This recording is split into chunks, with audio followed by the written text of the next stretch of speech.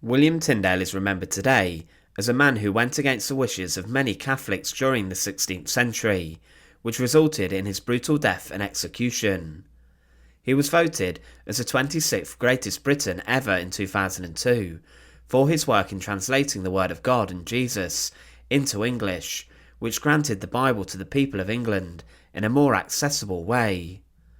Tyndale met a horrific bloody end in front of a huge crowd, but what is the story in this?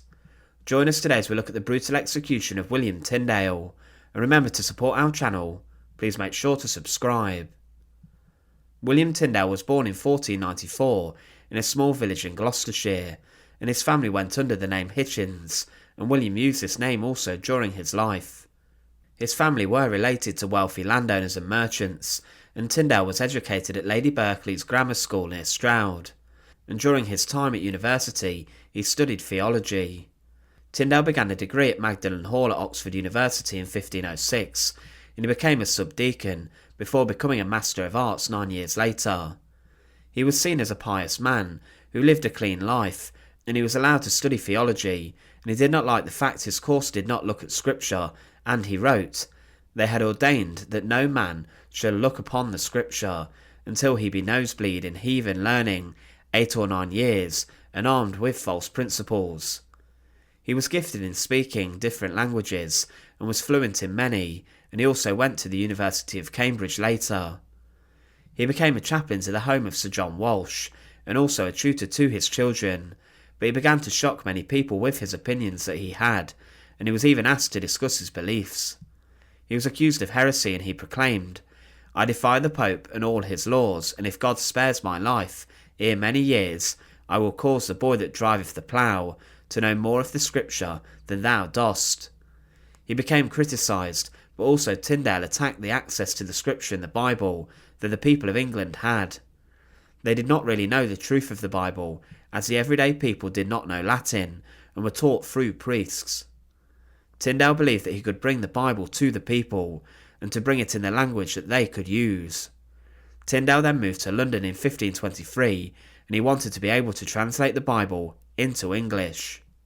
This was very dangerous at the time, as it was a capital offence to translate parts of the Bible, and one could be killed for this. Tyndale met with Cuthbert Tunstall, the Bishop of London, who did allow him to escape prosecution, but condemned Tyndale's dream and works. After this meeting, he was more determined than ever to translate the New Testament, and he knew he could not do this in England. He left for Germany, where the Reformation began, staying in Wittenberg, where Luther began the whole concept of the Reformation. Tyndale could not understand why the Bible and Scripture was in language that everyday people could not access and understand. He said that all the prophet wrote in the mother's tongue, and thou could never understand it. They will say it cannot be translated in our tongue. They are false liars. In Germany he began to work on translating the New Testament, and he finished it, and editions of his New Testament were printed in Germany and Belgium. But in October 1536, Bishop Tunstall condemned the English translation and told booksellers to burn any copies they came across or found. Tyndale smuggled them back into England, with many Bibles being hidden in bales of straw. People in England could not read, and the majority could not, but those who could, it was hoped, would read to others in their settlements and villages in secret meetings. What they found inside of the English Bible was the teachings of Jesus and the things that priests had not taught them in churches every Sunday. Over the next few years, 18,000 copies of the New Testament in English were smuggled across to England. John Fox wrote how the Bishop of London arranged with English merchants to burn every copy of Tyndale's translation, and together they burned 6,000 copies on the steps of St. Paul's Cathedral. Henry VIII's advisers and friends then targeted Tyndale and his friends as heretics, and many were targeted for execution. Tyndale continued to publish further works, including, in 1528, The Obedience of a Christian Man, and he advocated that the king of a country was the head of the country's church over the Pope. This book, it's considered, influenced King Henry VIII when he declared himself the supreme head of the Church of England. Henry VIII was impressed by the book, and Tyndale may have written it to appease the king and to build an alliance with him against the Pope. Tyndale knew, though, that he could probably never go back to England, and he was attacked in a scholarly battle by Sir Thomas More, the King's Lord Chancellor. More was in pursuit of heretics and was known for torturing a number of them, and he criticised Tyndale and those who supported his ideas. Many were arrested and interrogated, and to be associated with William Tyndale in England was very dangerous. Whilst in Antwerp, Tyndale, along with John Frith and Miles Coverdale, began to work on an Old Testament translation, and John Rogers helped. They worked on translations and then smuggled further copies back across to England, but Thomas More ruled that anyone who read or was in possession of a translated work would be sentenced to death. In 1530, Henry VIII ordered that all English Bibles should be destroyed, and that those with Tyndale's Bibles would be burned at the stake. They pursued further to destroy more Bibles, and only 2 copies have survived. Tyndale did right against the king's split from Catherine of Aragon, and this may have outraged the king further. In 1531, Tyndale was visited by a friend of Cromwell's and asked to return to England. He refused, fearing an attack, and he was now against the king. Thomas More sent one of his friends to arrange the arrest of Tyndale, which did end in failure. Henry Phillips also tried to arrest Tyndale after befriending him and leading him into a trap. He had settled in the house of Thomas Poyntz, but on the 21st of May 1535, Tyndale was betrayed.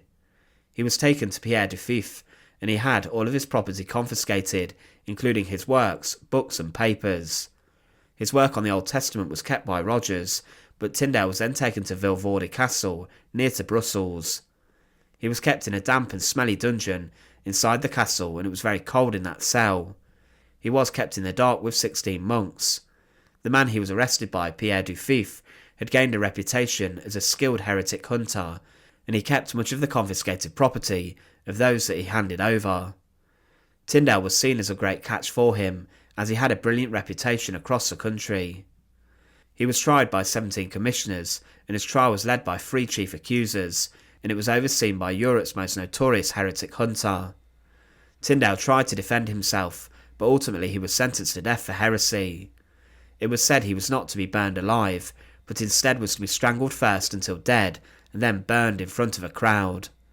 On the 6th of October 1536, he was led out of Vilvoorde Castle, and taken to the southern gate of the town. It was early and the sun had barely risen, and a huge crowd had gathered.